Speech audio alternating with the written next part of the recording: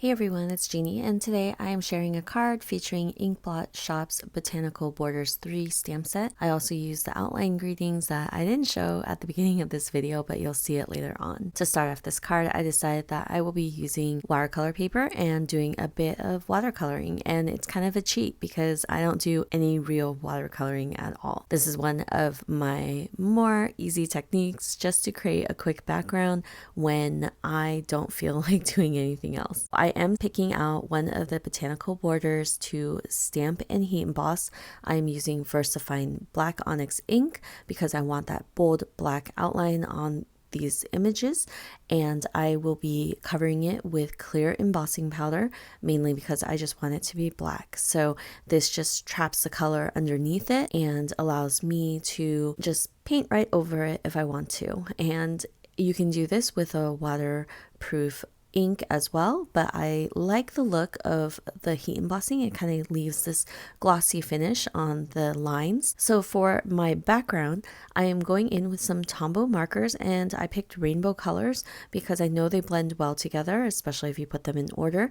And I am literally scribbling the markers right on top over the image, and I'm not really trying to stay in the lines, but I kind of do, kind of don't. It doesn't matter at all. These are water-based markers, so they do react with water, and that's exactly what's going to create my background. I had taped this down to a wood board, and I am just spraying it with water. As you can see, I'm kind of tilting it up so the water comes down and it pulls up at the bottom of the panel, but I just use a towel and I soak it up, and I will keep doing this until I am happy with how it looks.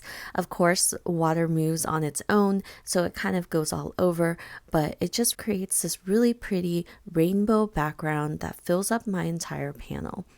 And you'll see that I go in with my heat gun, I go in with more water. I'm just really trying to pull that water out and the color, and it really dries back to this soft, pretty background. So this is a really simple card because I am using one of the large sentiments from the outline greetings, and I decide to go with the word thanks. You could use any greeting you want, but I'm just keeping it simple because you're always in need of a thank you card, and this would be fitting for anybody. So I will be trimming this down to an A2 card panel because with most of my watercolor panels, they are bigger, so it allows you space to cut down. And also usually with watercolors, you kind of have to tape it down so it doesn't curl as you add water to it.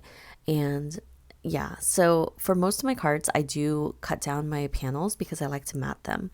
And we'll get to that later because I do end up doing exactly that.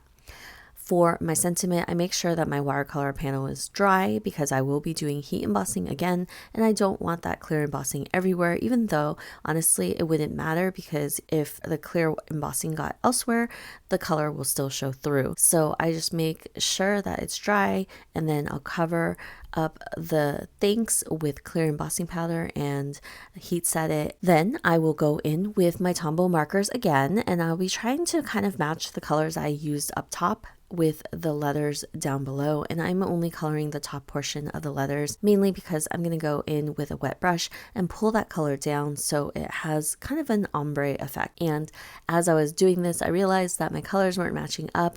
I was using a lot of blue and I didn't use enough green, but it doesn't matter because your recipient won't notice it, and it's not that big of a deal.